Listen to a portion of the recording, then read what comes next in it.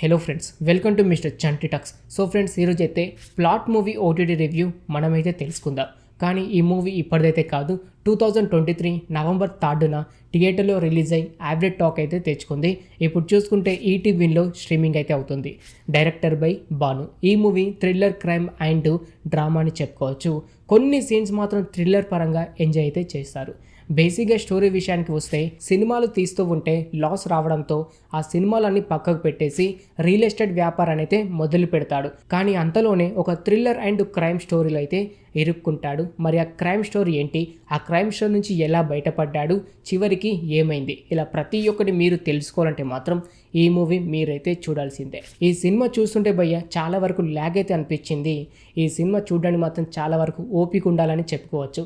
ఎందుకని ఈ టీవీను ఈ మూవీ తీసుకుందో నాకైతే అర్థమైతే అవ్వడం లేదు. సినిమా స్టార్ట్ అయిన కాడి నుంచి ఆల్మోస్ట్ 2 hours 31 minutes అయితే యావరేజ్ డ్యూరేషన్ ఉంది. అప్పటిదాకా చూడాలి అంటే చాలా వరకు ఓపిక అయితే ఉండాలి. ఒక్క సీన్ కూడా మీకు హైలైట్ అయితే అనిపించదు. ఫస్ట్ హాఫ్ అయితే చూస్తూ ఉంటే అంటే ఒక 10 to 15 minutes దాకా సినిమా మాత్రం చాలా ఇంట్రెస్టింగ్గా ఉంటుంది. ఈ ఇంట్రెస్టింగ్ అంటే అప్పుడు ఒక క్రైమ్ స్టోరీ అనేది స్టార్ట్ అవుతుంది. ఇక్కడ నుంచి సినిమా అనేది నెక్స్ట్ లెవెల్ వెళ్తుంది. కొన్ని సీన్స్ అయినా హైలైట్ ఉంటాయి అనుకుంటాం, కానీ ఈ 15 minutes తప్ప మిగతా స్టోరీ మొత్తం ల్యాగ్ అనిపిస్తుంది. బోరింగ్ అయితే ఫీల్ అవుతూ ఉంటారు. అంతేకాకుండా ఈ సినిమాకి బ్యాక్గ్రౌండ్ మ్యూజిక్ అయితే ఉండదు భయ్య, అక్కడక్కడ వస్తూ ఉంటుంది. ఫస్ట్ టైం భయ్య బ్యాక్గ్రౌండ్ మ్యూజిక్ లేని సినిమా చూసింది ఏదైనా ఉందంటే ఈ ప్లాట్ సినిమా అని చెప్పుకోవచ్చు. పెద్దగా ఈ సినిమాలో చెప్పుకోదగ్గ ఏమైతే లేదు భయ్య. హీరో అయిన రాహుల్ క్యారెక్టర్ కూడా కొద్దిగా సైకో క్యారెక్టర్గా అయితే చూపించారు. ఈ సినిమాలో ఒక 10 to 20 minutes క్రైమ్ స్టోరీ ఏదైతే ఉందో దానిని కంటిన్యూ చేసి కనీసం ఇంకొక 30 minutes దాకా తీసుకొచ్చిన కొద్ది వరకు అయితే వర్కౌట్ అయితే అయ్యేది. కానీ సినిమా చూస్తుంటే మాత్రం ప్రతి ఒక్కరికి నిద్ర అయితే వస్తుంది. సినిమాలో ఏది హైలైట్ లేదు భయ్య. ఒక్క సాంగ్ కూడా ఉండదు, ఒక్క ఫైట్ కూడా ఉండదు. స్టోరీ అలా వెళ్తూ ఉంటుంది.